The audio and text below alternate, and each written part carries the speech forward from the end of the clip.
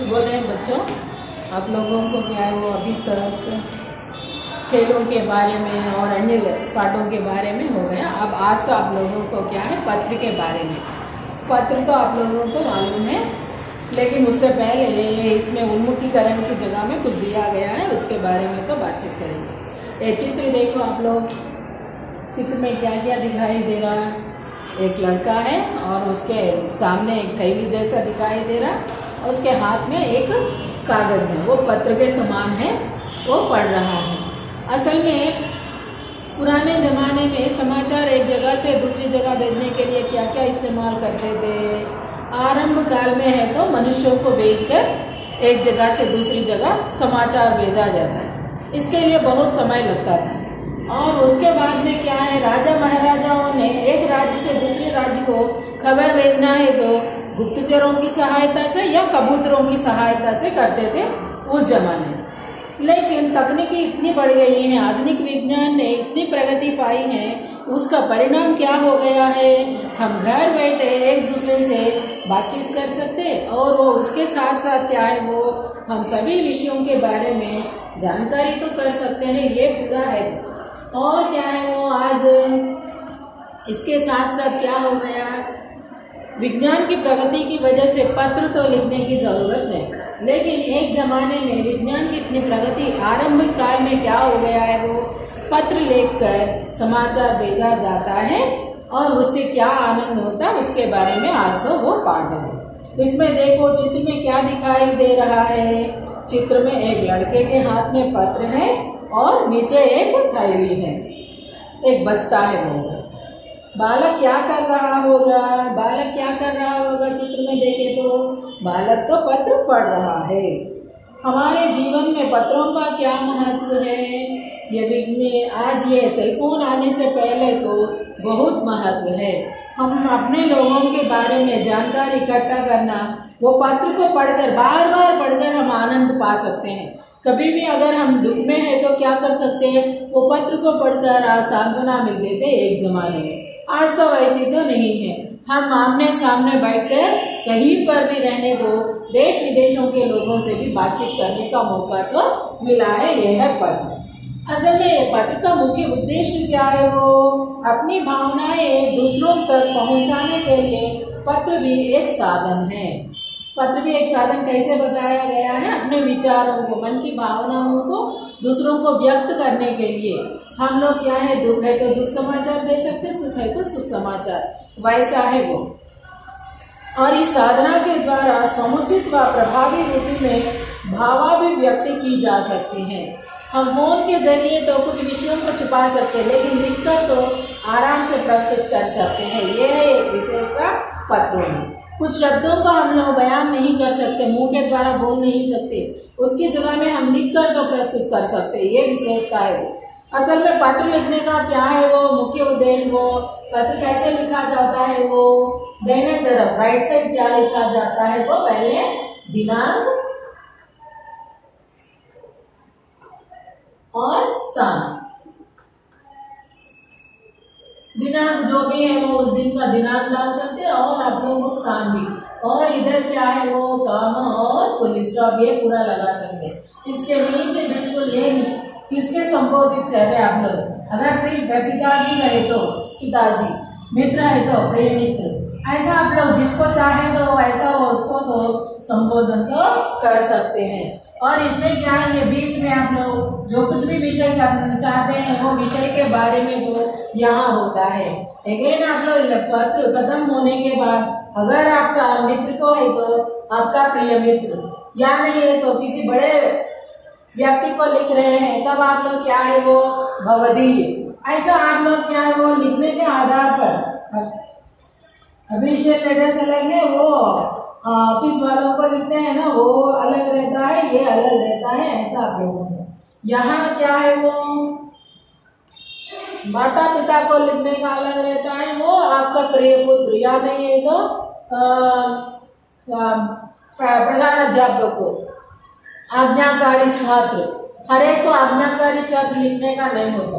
और उसके अगेन क्या देने से आप लोग वो पता लिखना है, एड्रेस के अलावा अगर किसको भेजा है उनका होता है, इसके बाद में बताओ हमारा, ये पूरा होता है।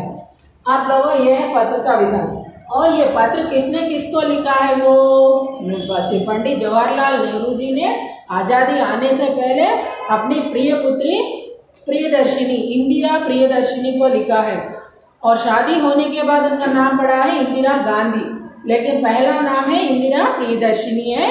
और इसमें क्या लिखा है, नैनी जेल में रहते समय उस जमाने में सरकार के विरुद्ध अगर जो भी कार्य कदम उठाए तो क्या करते थे, उन लोगों को जेल में डाल दिया जाता है। लेकिन वो लोग जेल में रहते समय भी सदुपयोग किया है अपने समय को। ये पंडित जवाहरलाल नेहरू को आजादी आंदोलनों में भाग लेते समय ज्यादा समय क्या करना पड़ा, जेलों में ही बिताना पड़ा है। अपनी पुत्री इंदिरा प्रियदर्शिनी से बातचीत करने के लिए भी पत्रों के द्वारा ही होता था, इसीलिए उन्होंने पत्र लिखकर कुछ भेजा गया है।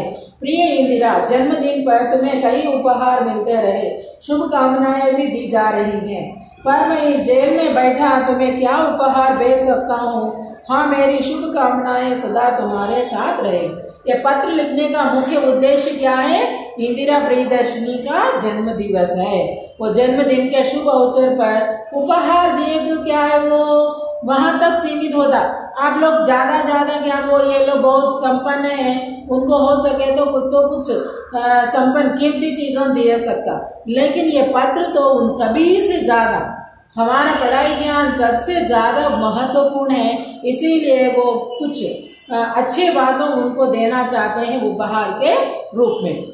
और शुभकामनाएं दी जाती हैं, उसके बदले में आप लोगों भी अपने मित्र का अगर जन्म दिवस हो या शुभ अवसर पर आप लोग फूल देते हैं। आपके बराबर से तो आप लोग क्या दे सकते हैं, पेंसिल कलम, ये पूरा दिया जाता है। लेकिन इधर नेहरू जी ने अपने पुत्री को एक पत्र लिखकर तो भेजा है। और क्या तुम्हें याद है कि जोन ऑफ आर्क की कहानी तुम्हें कितनी अच्छी लगी थी, तुम स्वयं भी तो उसी की तरह बनना चाहती हैं। ये जोन ऑफ आर्क के बारे में आप लोगों को बाद में बता दी, पहले वो उनकी प्रेरणा मिली है। आप लोग भी अच्छे किताबों को पढ़ो, क्यों कहा जाता है, वो उनके द्वारा आप लोगों को एक अच्छी प्रेरणा मिले तो आपका जीवन भी उज्जवल होगा। इसीलिए एक अच्छा मित्र कौन है बोले तो एक अच्छा पिता भी एक अच्छा मित्र है।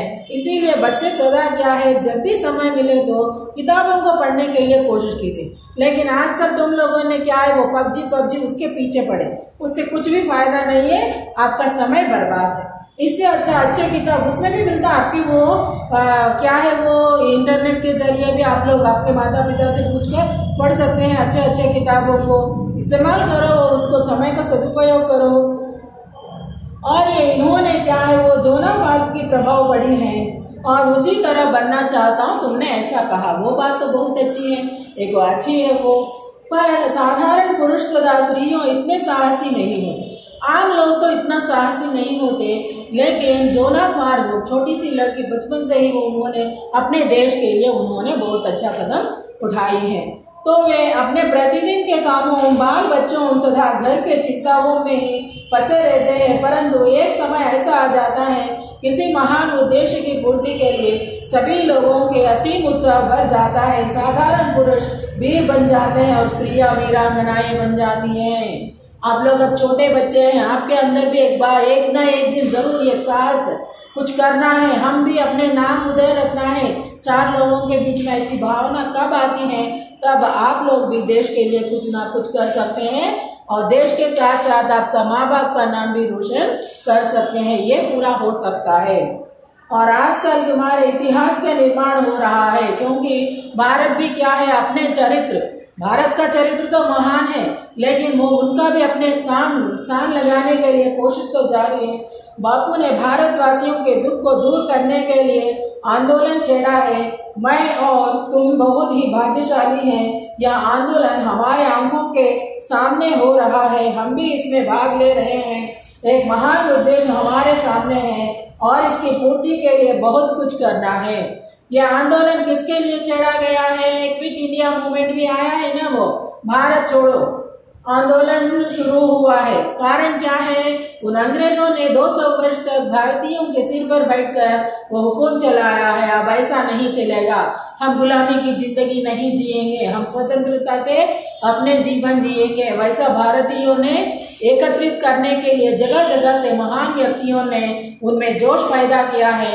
ऐसा वो गुजरात से महात्मा गांधी ने उसमें जोश पैदा किया है। इसी वजह से क्या है, वो तुम भी उस आंदोलन में भाग लेने के लिए हमें भी मौका मिला है। ये आगे के क्या है वो कल बढ़ाएंगे बच्चों।